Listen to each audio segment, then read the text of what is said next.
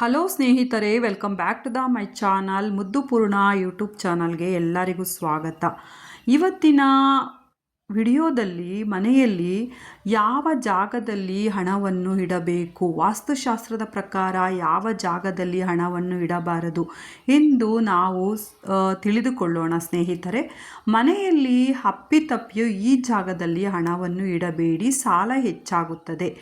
ಯಾವ ಜಾಗ ಯಾವ ರೀತಿ ಇಡಬೇಕು ಎಂದು ತಿಳಿದುಕೊಳ್ಳೋಣ. ಈಗ ಹಣಕಾಸಿನ ಸಮಸ್ಯೆಗಳು ಮತ್ತು ಸಾಲಕ್ಕೆ ವಾಸ್ತು ದೋಷಗಳು ಕಾರಣವಾಗಿರಬಹುದು. ವಾಸ್ತುಶಾಸ್ತ್ರದ ಪ್ರಕಾರ ಹಣವನ್ನು ಕೆಲವು ಸ್ಥಳಗಳಲ್ಲಿ ಇಡಬಾರದು, ಇಟ್ಟರೆ ನಷ್ಟವಾಗುತ್ತದೆ. ಎಕ್ಸಾಂಪಲ್, ಶೌಚಾಲಯದ ಪಕ್ಕದ ಗೋಡೆಗಳಲ್ಲಿ ಅಥವಾ ಕತ್ತಲೆಯಲ್ಲಿ ತಿಜೋರಿ ಇಡಬೇಡಿ.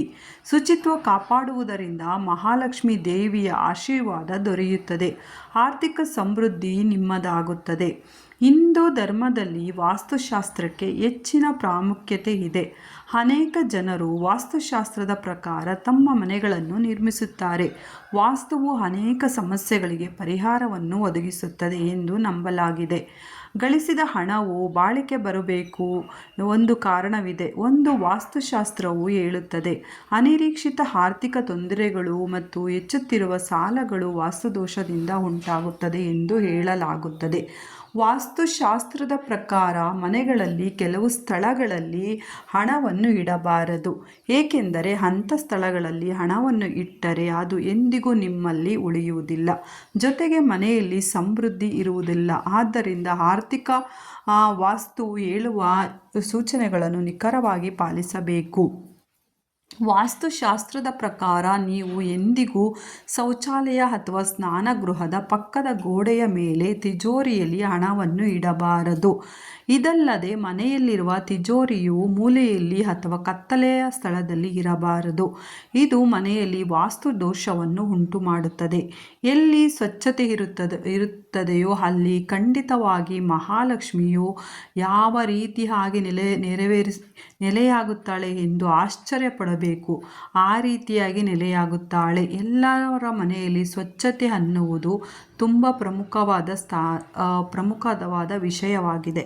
ಆದ್ದರಿಂದ ಸ್ನೇಹಿತರೆ, ಎಲ್ಲರೂ ಕೂಡ ನೀವು ನಿಮ್ಮ ಮನೆಯಲ್ಲಿ ದಯವಿಟ್ಟು ವಾಸ್ತುಶಾಸ್ತ್ರದ ಪ್ರಕಾರ ಯಾವ ರೀತಿ ಹಣವನ್ನು ಇಡಬೇಕೆಂದು ತಿಳಿದುಕೊಂಡು ಆ ರೀತಿ ನೀವು ಕೂಡ ನಡೆದುಕೊಂಡರೆ ನಿಮ್ಮ ಮನೆಯಲ್ಲಿ ಆರ್ಥಿಕ ಸಂಕಷ್ಟ ದೂರವಾಗಿ ನಿಮ್ಮ ಮನೆಯಲ್ಲಿ ಲಕ್ಷ್ಮೀ ದೇವಿಯು ಖಂಡಿತವಾಗಿ ನೆಲೆಸುತ್ತಾಳೆ. ಈ ರೀತಿಯಾಗಿ ಈ ವಿಡಿಯೋದಲ್ಲಿ ನಿಮಗೆ